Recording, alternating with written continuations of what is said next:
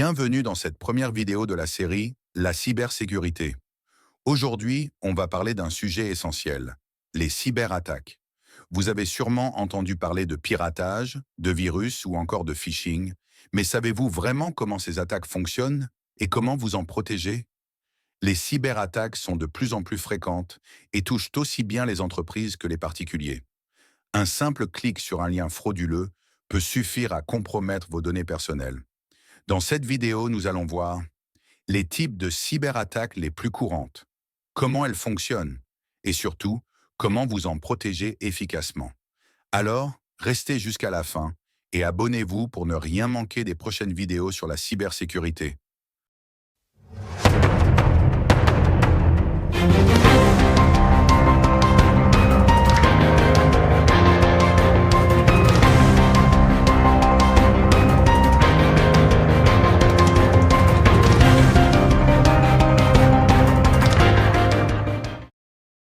Avant de parler de protection, il est essentiel de comprendre comment ces attaques fonctionnent et d'où elles viennent. On va voir l'origine de chaque type d'attaque et quelques exemples marquants dans l'histoire de la cybersécurité. 1. Phishing definition. Le phishing est une technique qui consiste à tromper une victime en lui envoyant un faux message, souvent un email ou un SMS, pour lui voler des informations personnelles comme ses mots de passe ou ses coordonnées bancaires. Origine et évolution. Le phishing remonte aux années 1990, lorsque les premiers hackers utilisaient des emails frauduleux pour voler des comptes AOL, America Online. À l'époque, les pirates se faisaient passer pour des administrateurs d'AOL et demandaient aux utilisateurs leurs identifiants. Aujourd'hui, cette technique s'est modernisée avec des faux sites bancaires, des emails de fausses entreprises et même des attaques via les réseaux sociaux. Exemple, en 2016, des hackers ont utilisé un email de phishing pour infiltrer les emails du Comité national démocrate aux États-Unis, influençant potentiellement l'élection présidentielle. 2. Malware definition. Le terme malware regroupe tous les logiciels malveillants conçus pour infecter, endommager ou prendre le contrôle d'un système informatique. Origine et évolution. Le premier virus informatique connu, Creeper, est apparu en 1971 sur les systèmes ARPANET, ancêtres d'Internet. Il affichait simplement un message. Je suis le Creeper, attrape-moi si tu peux. Je suis Creeper, attrape-moi si tu peux. Plus tard, les virus sont devenus plus destructeurs, comme Michelangelo, 1992, qui détruisait des données à une date précise. Les ransomware, une forme avancée de malware, ont explosé dans les années 2010. Le plus célèbre, WannaCry, 2017, a infecté plus de 200 000 ordinateurs dans 150 pays, demandant une rançon en Bitcoin pour débloquer les fichiers des victimes. Exemple, en 2010, le virus Stuxnet a été utilisé pour saboter le programme nucléaire iranien. Il s'agit de l'une des premières cyberattaques ayant des effets physiques sur des infrastructures. 3. Attaque DDoS. Définition. Une attaque DDoS, Distributed Denial of Service, consiste à inonder un serveur ou un site web avec un grand nombre de requêtes simultanées pour le rendre inutilisable. Origine et évolution. La première attaque DDoS enregistrée remonte à 1999, lorsqu'un étudiant du nom de Mafia Boy a paralysé des sites comme Yahoo, CNN et Amazon en utilisant un réseau d'ordinateurs infectés, un botnet. À l'époque, ces attaques étaient rares, mais aujourd'hui, elles sont devenues un moyen courant de cybercriminalité, souvent utilisé pour extorquer des entreprises. Exemple, en 2016, une attaque massive menée via le botnet Mirai a temporairement mis hors service des sites comme Twitter, Netflix et Reddit en utilisant des millions d'appareils connectés, caméras, routeurs, etc. 4. Injection SQL. Définition. Les attaques par injection SQL exploitent des failles de sécurité dans les bases de données d'un site web pour voler, modifier ou supprimer des informations. Origine et évolution. Les premières attaques par injection SQL remontent aux années 1990 avec l'essor des bases de données en ligne. En 2008, un hacker a utilisé cette méthode pour pirater 134 millions de cartes bancaires via une faille dans le système de paiement Heartland. Cette attaque est l'une des plus coûteuses de l'histoire, causant des pertes de 145 millions de dollars. Exemple. En 2012, LinkedIn a été victime d'une injection SQL qui a exposé les mots de passe de 167 millions d'utilisateurs. 5. Man in the Middle, MITM. Définition. Une attaque MITM consiste à intercepter les communications entre deux parties pour voler ou modifier les données échangées. Origine et évolution. Les attaques MITM ont été utilisées dès les débuts de la cryptographie militaire. À l'ère d'Internet, elles se sont développées avec les réseaux Wi-Fi publics non sécurisés, permettant aux hackers de capturer des informations sensibles. Exemple, en 2015, des hackers ont intercepté des communications bancaires en utilisant des attaques MITM sur les réseaux Wi-Fi des cafés et hôtels. Résultat, des milliers de victimes ont vu leur compte vidé. Maintenant que vous connaissez l'histoire et le fonctionnement des cyberattaques, voyons comment vous protéger efficacement contre ces menaces. Comment se protéger de ces attaques? Les cyberattaques sont de plus en plus sophistiquées, mais il existe des moyens efficaces de s'en protéger. Que vous soyez un particulier ou une entreprise, voici comment réduire vos risques en adoptant de bonnes pratiques et en utilisant les bons outils. 1. Se protéger du phishing. Le phishing est l'une des attaques les plus courantes et efficaces.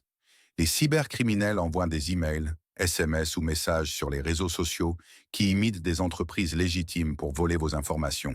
Mots de passe, numéro de carte bancaire, etc. Exemple de phishing. Un email prétendant venir de votre banque vous demandant de confirmer vos identifiants. Un SMS avec un lien frauduleux indiquant que vous avez gagné un concours. Un faux message de support technique affirmant que votre compte a été piraté. Comment éviter le phishing?